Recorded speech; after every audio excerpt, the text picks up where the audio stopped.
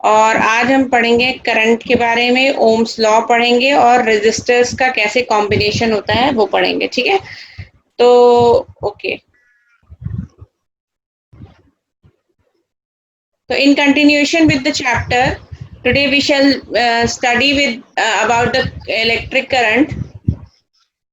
So in continuation with the chapter, today we shall study about the electric current, ठीक है। तो electric current क्या होती है, मैंने लास्ट टाइम पे बताया था, एक कंडक्टर है, उसमें से it is the flow of charges, ठीक है।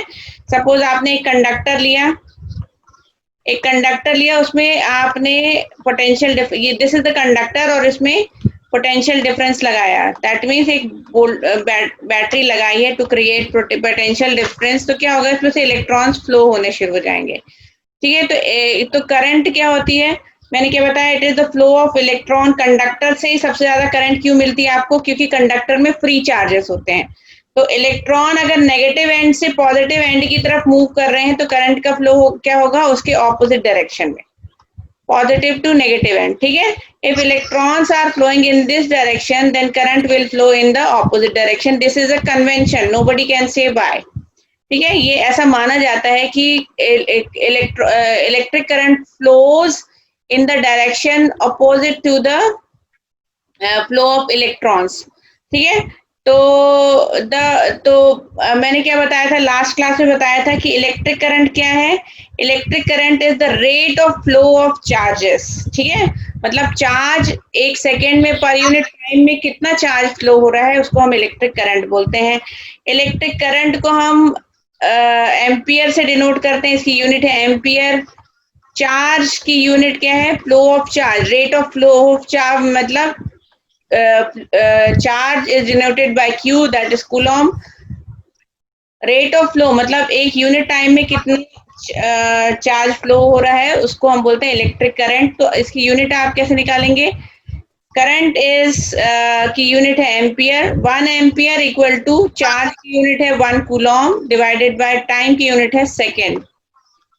तो rate of flow of charge मतलब एक सेकेंड में कितना चार्ज फ्लो हो रहा है, उसको हम बोलते हैं करंट। तो 1 ampere equal to 1 coulomb upon 1 second, ठीक है। तो we can define electric current as when 1 coulomb of charge flows through any cross section of the conductor in 1 second, electric current is said to be flowing through the conductor is 1 ampere. Clear हो गया कि जब 1 Coulomb charge 1 second के लिए flow होता है तो हम बोलते हैं कि 1 एम्पियर करंट उस कंडक्टर में से फ्लो हो रही है, और it does not depend on the cross section of the conductor. Suppose मैंने ये कंडक्टर लिया है, अब देखो इधर एरिया इसका डिफर कर रहा है, इधर पर एरिया ज्यादा है और दूसरे एंड पर एरिया कम है।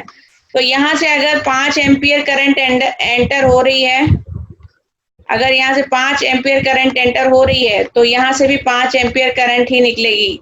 It does not depend on the area cross section of the conductor.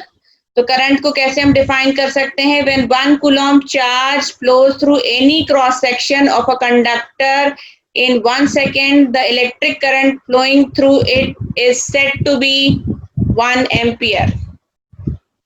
कुछ पूछना है, and it is written as 1 ampere equal to 1 coulomb upon 1 second. So I equal to Q by T. It can be written as, क्या हम लिख सकते हैं, current I equal to Q is charge divided by T. तो electricity क्या है, it is the rate of flow of charges.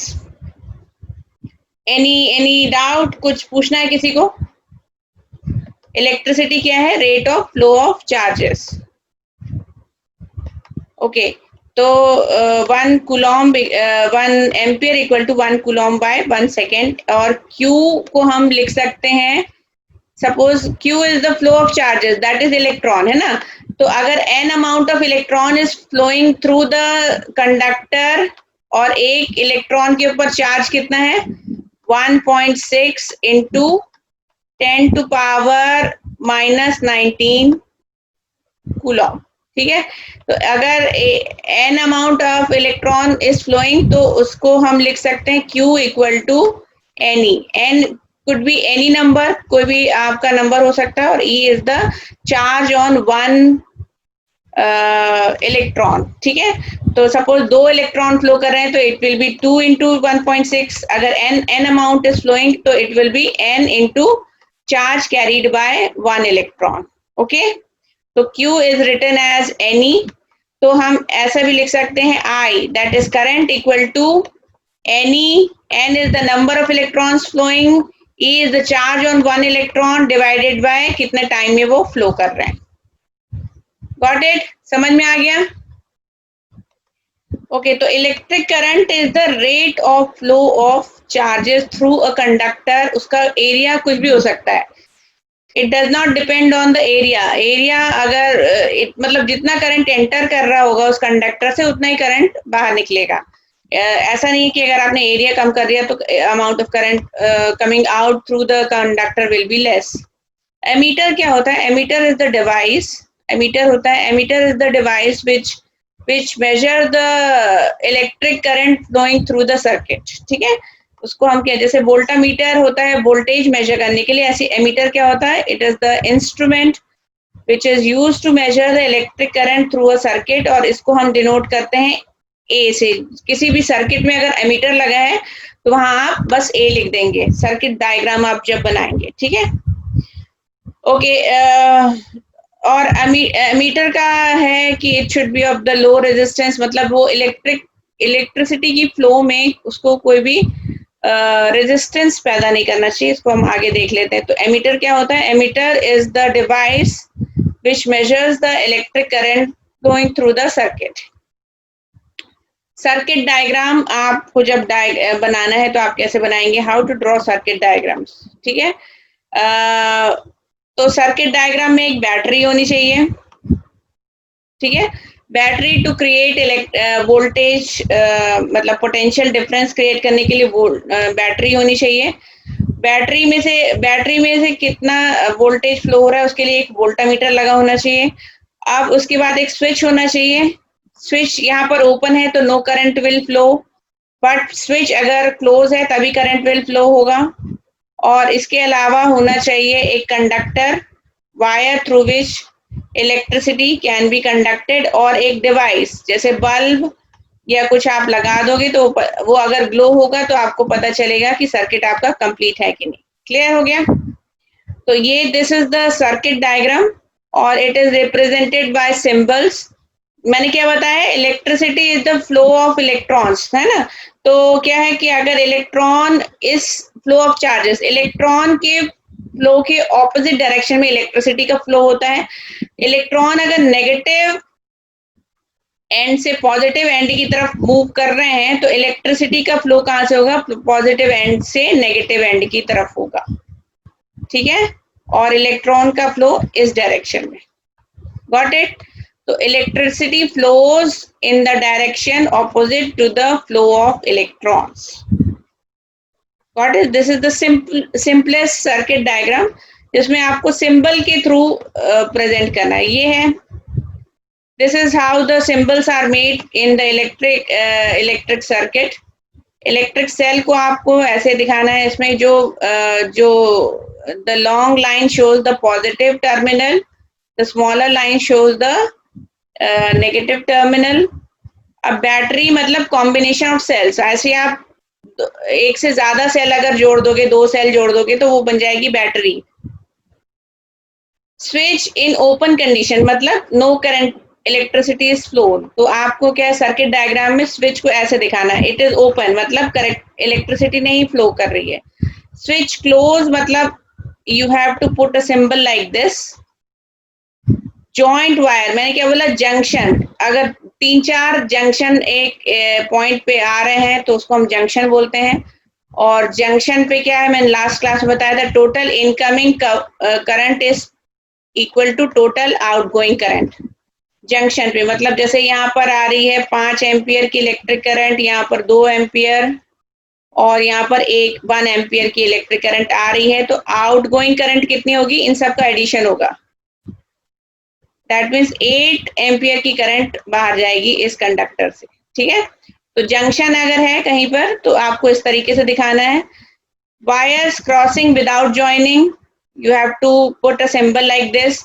Bulb should be symbolized like this. Resistor मतलब एक जो करंट इलेक्ट्रिसिटी के मूवमेंट में जो रेजिस्टेंस पैदा करता है, जो मतलब रुकावट पैदा करता है, दैट इज रेजिस्टर. रेजिस्टर बहुत ज्यादा यूज होते हैं इन द हीटिंग इफेक्ट.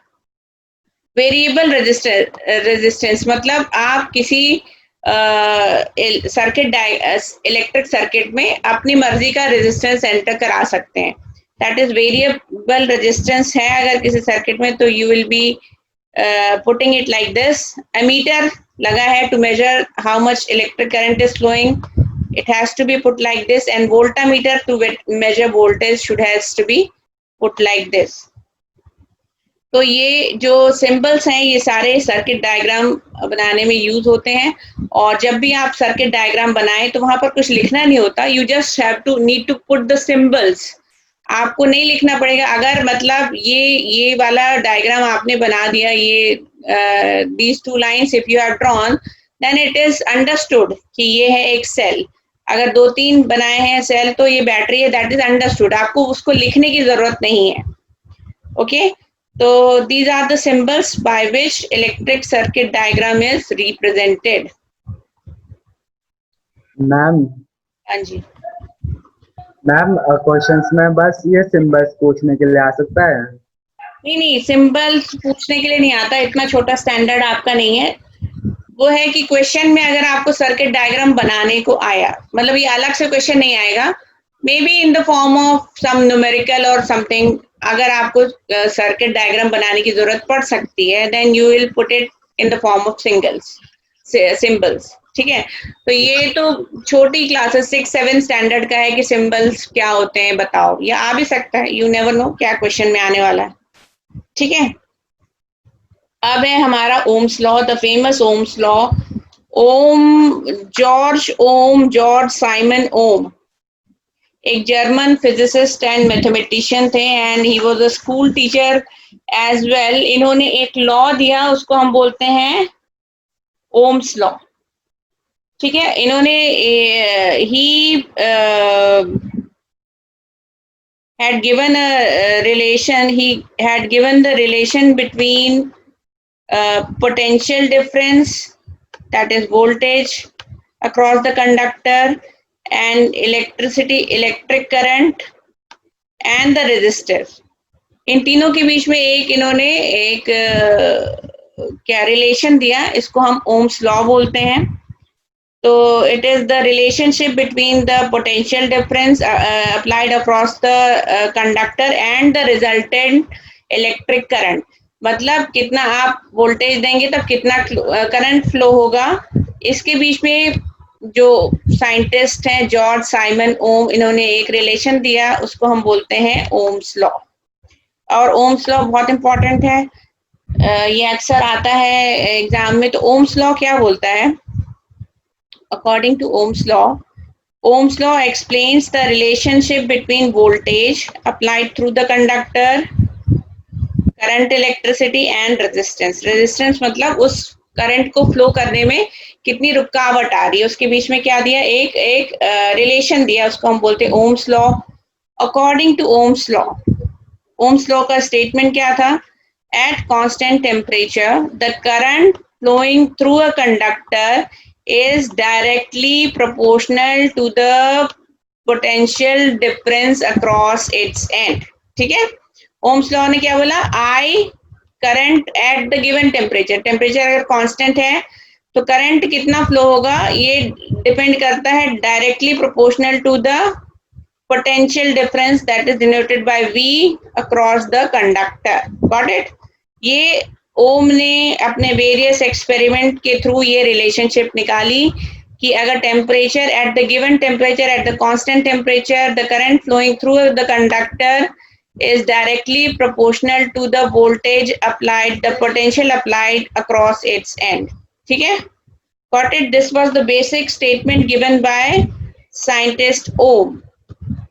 ठीक है, तो अकॉर्डिंग टू ओम्स लॉ के अकॉर्डिंग क्या है? कि voltage given to a conductor is directly proportional to the current flowing through it.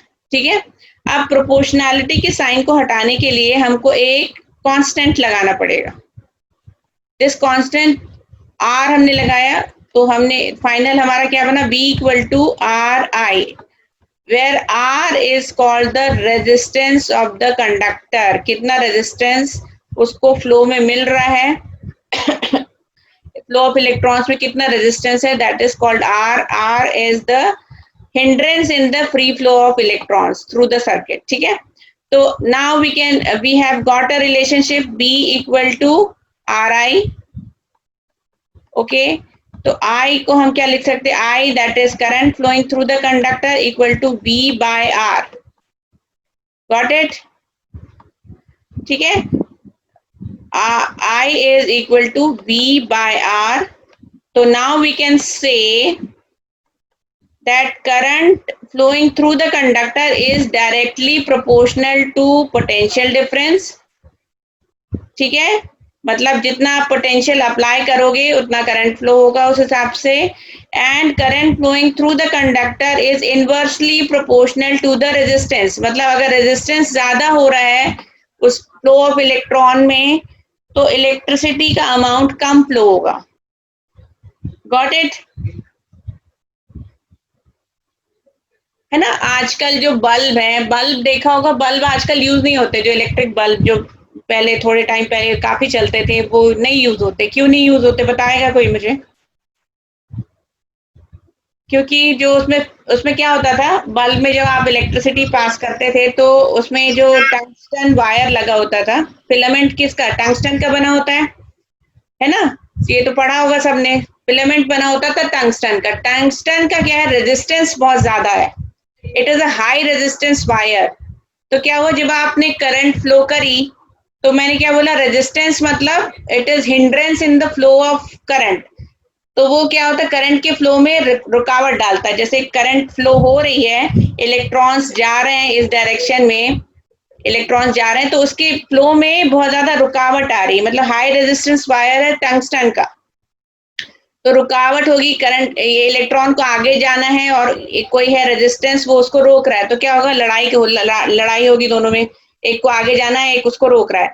तो क्या होगा, इस चक्कर में हीट अप काफी हो जाता था, वायर बहुत ज्यादा हीट होके ग्लो करने लगता था, इसकी वजह से आपको इलेक्ट्रिसिटी मिलती थी. आजकल इसको डिस्कार्ड क्यों किया जा रहा है, डिस्कार्ड इसलिए किया जा रहा है कि क्या हो रही है, वो पहले हीट हो रहा है फिर ग्लो हो रहा है, उससे आपको इलेक्ट्रिसिटी मिल रही है. तो हीटिंग की जो एनर्जी है वो वेस्ट जा रही है. We do not want it to heat up and waste energy. तो जब आप बल्ब जलाते हैं तो उसमें ज्यादा आपकी बिजली खर्चा होती है in comparison to your CFL, जिसमें ऐसा कुछ भी नहीं होता है. Got it? तो इसलिए आजकल बल्ब आपने देखा होगा बहुत कम यूज हो रहे हैं, बल्ब जो यूज होते थे अदरवाइज. क्यों? क्योंकि उसमें हाई रेजिस्टेंस वायर है, इलेक्ट्रिसिटी के फ्लो में बहुत ज्यादा उसमें रेजिस्टेंस होता है, इसकी वजह से वो ग्लो करने लगता है. तो इलेक्ट्रॉन के फ्लो में बहुत ज्यादा हिंड्रेंस आती है और इलेक्ट्रिसिटी आपको उतनी नहीं मिलती जितनी मिलनी चाहिए, बहुत ज्यादा बिजली खर्च होती है क्योंकि हीटिंग में बहुत ज्यादा वेस्ट हो रहा होता है. Got it? तो ओम्स लॉ में किसी को कुछ पूछना है, Ohm's law is I equal to V by R. This is the final relationship we have got because of this. I equal to V by R. Current electricity is equal to voltage applied divided by resistance. तो resistance क्या होता है, resistance is the, देखो electricity क्या है, electron का flow है ना, इलेक्ट्रॉन फ्लो होते हैं तब इलेक्ट्रिसिटी आपको एक कंडक्टर में मिलती है. An electron travelling through the wire encounters resistance, उसको रेजिस्टेंस मिलता है क्योंकि हर एक कंडक्टर थोड़ा बहुत रेजिस्टेंस देता ही है, कुछ में ज्यादा होता है कुछ में कम होता है. रेजिस्टेंस होता क्या है, resistance is the hindrance, hindrance मतलब रुकावट in the flow of charge. Electron flow हो रहा है तो उसके फ्लो होने में जो भी रुकावट आएगी दैट इज रेजिस्टेंस. ये हर एक कंडक्टर का अलग अलग होता है, हर एक मटेरियल का अलग अलग होता है. ठीक है, for an electron the journey from one terminal to the other terminal is not the direct route, Rather, it is a zigzag path that results from the countless collision with the fixed atoms in the conducting material. ठीक है, अब conductor जो है उसमें electrons भी हैं, दूसरे particles भी हैं, तो इलेक्ट्रॉन को एक एंड से दूसरे एंड तक जाना है ताकि इलेक्ट्रिसिटी फ्लो हो सके। तो उसका स्मूथ पाथ नहीं होता, उसको बहुत सारे बीच में रुकावटें मिलती हैं जिससे उसको बच के निकलना होता है। तो यही रुकावटें जो हैं, that is the hindrance is called resistance. कुछ मटेरियल का रेजिस्टेंस ज्यादा होता है, कुछ का कम होता है, ठीक है। And the SI unit of resistance is ohm, और ओम को डिनोट करते हैं हम इस सिंबल से। तो कभी भी आपको रेजिस्टेंस शो करना है तो it has to be put like this. इसकी यूनिट है ओम और उसको हम इस सिंबल से पुट अप करते हैं। तो गॉट इट। तो रेजिस्टेंस क्या होता है आपको समझ में आ गया? Resistance is the hindrance in the free flow of electrons. Okay, कुछ मटेरियल का ज्यादा होता है, कुछ मटेरियल का कम होता है, ठीक है। गॉट इट, समझ में आ गया?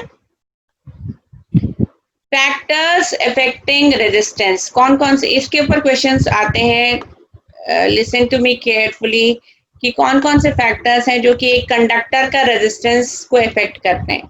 सबसे पहला है length of the conductor. Resistance को अगर हम आर से डिनोट करें तो ये कंडक्टर की लेंथ के डायरेक्टली प्रोपोर्शनल होता है। Area cross section of the conductor और thickness of the conductor, it is inversely proportional to the thickness और area cross section of the conductor. तो अगर कंडक्टर की लेंथ एल है एंड उसका एरिया है ए, तो we can easily write R is proportional to L by A, where L is the length of the conductor, area cross section is A. Nature of material of the conductor, मैंने बताया nature पे depend करता है conductor के। जैसे कि tungsten wire है, उसका रेजिस्टेंस बहुत ज्यादा है, कॉपर है उसमें रेजिस्टेंस थोड़ा कम है।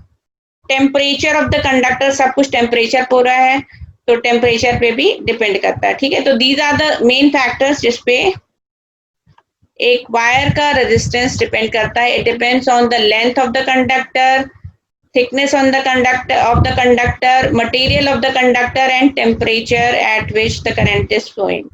इन सारे फैक्टर्स पर ये डिपेंड करता है। Now till now what we have studied कि R means resistance of a conductor is directly proportional to L,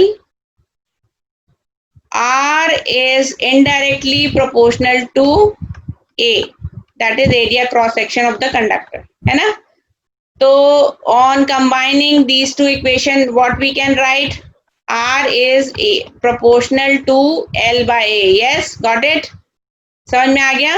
R is proportional to L by A, ठीक है। अब अगेन प्रोपोर्शनैलिटी का साइन हटाना है हमको, एक रेजिस्टेंस इसके बीच में रखना पड़ेगा। तो ये रेजिस्टेंस हमने रखा, that is rho, R equal to rho L by A। समझ आ गया? कुछ पूछना है किसी को?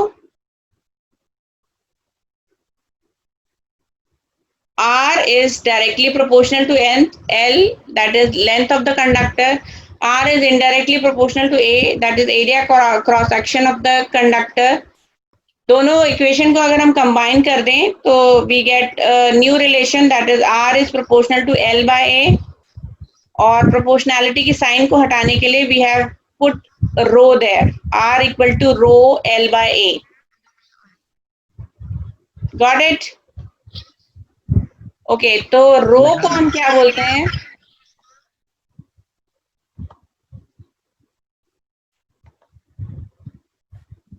ओके, रो, वेयर रो हमने रखा, rho we got a relation that is R equal to rho L by A। Okay, where rho is a constant और उसको हम बोलते हैं resistivity of the material. Got it? ठीक है। तो we got a final relation, हमको क्या मिला? R equal to rho L by A, यही मिला है ना। R equal to rho L by A where R is the resistance of the conductor, rho is the resistivity of the conductor, which is a constant, L is the length of the conductor, and A is the area cross section of the conductor. Got it? अब इस relation को हम कैसे लिख सकते हैं? Rho equal to R A by L, yes और no? R A by L लिख सकते हैं, ठीक है? Where rho is the resistivity of the conductor. ऐसे लिख सकते हैं कि नहीं इस रिलेशन को? यस और नो? हाँ नहीं, कुछ तो बोल दो। यस रोहित, इसको लिख सकते हैं ऐसे, R equal to rho L, R equal to rho A by L, yes और नो? लिख सकते हैं ना? मैम यस लिख सकते हैं। लिख सकते हैं, ठीक है। तो रो क्या है यहाँ पर? रेजिस्टिविटी है, लिख लो, rho is the resistivity. Resistivity equal to R, that is resistance, A is area, L is length, ठीक है? ओके, यूनिट ऑफ रेजिस्टेंस क्या है? बोलो Piyush, what is the unit of resistance? It is ma'am R में unit क्या है? Unit ma'am ohm. Ohm. तो unit of resistance is ohm. Okay, unit of resistance is ohm. और एरिया का unit क्या है? Metre square divided by length, length की unit है अगेन मीटर। तो रेजिस्टिविटी का यूनिट क्या आएगा? व्हाट इज द रेजिस्टिविटी का unit? That is ohm into metre, ठीक है? तो rho is ohm into metre. Got it? SI unit of resistivity is ohm meter, or it can be written like this, ठीक है? Yes, okay. तो resistivity को आप define कैसे करेंगे? डेफिनेशन इसकी आती है, तो डेफिनेशन लिखने के लिए क्या करना है आपको? बाकी सारे वेरिएबल चीजों को 1 कर देना है। जैसे कि एरिया क्रॉस सेक्शन हमने ले लिया 1 मीटर स्क्वायर और लेंथ ले ली 1 मीटर, तो क्या होगा? रो इक्वल टू आर हो जाएगा। यस, डिफाइन कैसे करेंगे? आपने ले लिया एक कंडक्टर जिसका area cross section 1 metre square है और लेंथ है 1 मीटर, तो resistivity is equal to resistance. तो how we can define it? The resistivity of a substance is numerically equal to the resistance of a rod of that substance, which is 1 meter long and 1 square meter in the cross section. Got it?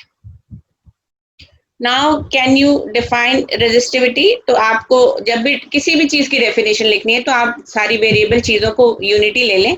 तो आपने क्या लिया? Area cross section 1 metre square ले लिया, length is 1 metre, तो रो equal to are हो जाएगा। तो resistivity is equal to resistance of the rod which is 1 metre long and 1 square metre in the cross section. Any question? कुछ पूछना है किसी को? तो इसके ऊपर न्यूमेरिकल बहुत ज्यादा आते हैं इस रिलेशन पे कि R equal to rho L by A and rho equal to R A by L. Numericals इस पे आते हैं और सो की प्रैक्टिस है, बहुत मुश्किल नहीं आते, सीधे सीधे आपको वैल्यूज ही रखनी होती है फॉर्मूला में, but you should know the formula, ठीक है? तो आप ये हैं कंडक्टर्स। कंडक्टर्स हमारे पास कुछ दिए हुए हैं। कंडक्टर्स में आप देखो रेजिस्टिविटी बहुत ही कम है, मतलब कंपैरेटिवली कम है, लेकिन सबसे हाई रेजिस्टेंस वायर क्या है? निक्रोम है। देखो nichrome which is the alloy of निकल, क्रोमियम, मैंगनीज एंड आयरन। इसको याद कर लो, निक्रोम। ये जो हीटिंग मटीरियल, जहाँ हमको हीटिंग की जरूरत होती है ना, हीटिंग इफेक्ट की, जैसे कि आयरन हो गया या गीजर वगैरह, जहां पर आपको heating effect of electric current की जरूरत होती है, तो वहां पर आप इस टाइप की मटेरियल, जो हाई रेजिस्टेंस के मटेरियल है, निक्रोम का यूज करते हैं ताकि रेजिस्टेंस ज्यादा मिले इलेक्ट्रिसिटी की फ्लो में और वो गर्म जल्दी हो, ठीक है? तो nichrome is mostly used where we have to apply heating effect of electric current. तो निक्रोम का आप अलॉय है और उसके कॉन्स्टिट्यूएंट्स को याद रख लें, that is nickel, chromium, manganese and iron. ठीक है, तो आप देखोगे कि जैसे कॉपर का रेजिस्टेंस कम है, it is a good conductor, है ना, लेकिन जब उसका अलॉय हमने जिसमें भी बनाया, जैसे कॉन्स्टेंट है, that is the alloy of copper and निकल, तो उसका रेजिस्टेंस बढ़ गया। तो जब आप अलॉयज बनाते हैं तो उसका रेजिस्टेंस बढ़ जाता है। ठीक है, अलॉयज बनाने का ये फायदा है। और मैंने क्या बताया था, टंगस्टन, टंगस्टन आप देखो, टंगस्टन जो कि बल्ब में यूज होता है, उसका रेजिस्टेंस काफी ज्यादा है। तो बल्ब के फिलामेंट में इसीलिए इसको यूज करते हैं कि हाई रेजिस्टेंस की वजह से ये गर्म जल्दी होके ग्लो होने लगता है। ठीक है, तो रेजिस्टेंस का हम हाई रेजिस्टेंस वायर या अलॉयज का यूज वहां करते हैं जहां पर हमको इलेक्ट्रिक करंट के हीटिंग इफेक्ट की जरूरत होती है, जैसे कि इलेक्ट्रिक आयरन है या गीजर है या हीटर है, इस टाइप के जो इंस्ट्रूमेंट्स हैं उस वहां पर हम इस हीटिंग इफेक्ट का यूज करते हैं। ठीक है, अब है हमारा नेक्स्ट है the properties of some of the alloys. अब आप देख सकते हो द रेजिस्टिविटी ऑफ अलॉयज, मैंने पहले बताया much more than those of the pure metals. For example resistivity of मैग्नीन which is the alloy of copper, manganese and निकल, ये बहुत ज्यादा है कॉपर से। ठीक है, तो alloys are used in the making heating material, जहां पर हमको heating effect of electric current की जरूरत हो, वहां पर हम क्या यूज कर रहे हैं, अलॉयज का यूज कर रहे हैं। आप ये स्लाइड देख सकते हैं कि कॉपर की तो रेजिस्टिविटी काफी कम है, बट जो उसका अलॉय आपने बना दिया उसका रेजिस्टेंस काफी बढ़ जाता है। तो आप अलॉयज का यूज वहां करते हैं जहां आपको heating effect of electric current की जरूरत हो, जैसे कि है आयरन, निक्रोम वगैरह बहुत यूज होता है आयरन, क्योंकि इलेक्ट्रॉन के फ्लो में हिंड्रेंस होता है, इसलिए वो वायर गर्म हो जाता है। ठीक है, ओके, तो still there is some time left, 4 minutes are left, तो we can do some combination. ठीक है, तो कॉम्बिनेशन ऑफ रजिस्टर्स कैसे होता है, ये दिस इज वेरी इंपॉर्टेंट, तो इसको मैं अगली क्लास में फिर से रिपीट करूंगी। कॉम्बिनेशन आप या तो सीरीज में कर सकते हैं, सीरीज मतलब 2-3 रजिस्टर्स को एक लाइन से जोड़ दिया। ठीक है, this is the series combination of resistors, more than 2 resistors. ठीक है, मोर देन 1 रजिस्टर, एक सीरीज। पैरेलल मतलब सबका अलग अलग पॉइंट है, एक रजिस्टर यहां से आ रहा है, एक रजिस्टर यहां से आ रहा है और एक रजिस्टर यहां से आ रहा है। ठीक है, गॉट इट, समझ में आ रहा है। तो घरों में आप बताओ कि बहुत सारे इलेक्ट्रिकल अप्लायंसेस जुड़े रहते हैं, वो सीरीज में जुड़े रहते हैं कि पैरेलल में जुड़े रहते हैं? यस पीयूष, घरों में बहुत सारे रेजिस्टर्स हैं पूरी इलेक्ट्रिक की वायरिंग में, तो कॉम्बिनेशन सीरीज में है या उसमें है? मैम पैरेलल है। पैरेलल है, क्यों है पैरेलल? बिल्कुल सही, क्योंकि सीरीज में क्या है ना कि एक अगर एक अब क्या है कि करंट सीरीज में क्या होती है, करंट कांस्टेंट रहती है, जितनी करंट आ रही है वो इस रजिस्टर में भी उतनी आएगी, इसमें भी उतनी आएगी, इसमें भी इतनी आएगी। अब क्या हुआ कि सपोज ये वाला बल्ब ने ग्लो करना बंद कर दिया, तो क्या होगा, बाकी सारे अप्लायंसेस भी मतलब फिर उसके बाद उसमें से भी इलेक्ट्रिसिटी पास नहीं होगी। फॉर एनी रीजन अगर आप एक चीज को बंद करना चाहें तो बाकी सारी चीजें भी बंद हो जाएंगी, है ना। तो घरों में क्या होता है, पैरेलल कॉम्बिनेशन में हमेशा अप्लायंसेस जुड़े होते हैं ताकि एक का इफेक्ट दूसरे पे ना पड़े। इसके बारे में हम डिटेल इस वीडियो को लाइक करें, हमारे चैनल को सब्सक्राइब कर बेल आइकन जरूर प्रेस करें हमारी न्यू वीडियो सबसे पहले देखने के लिए।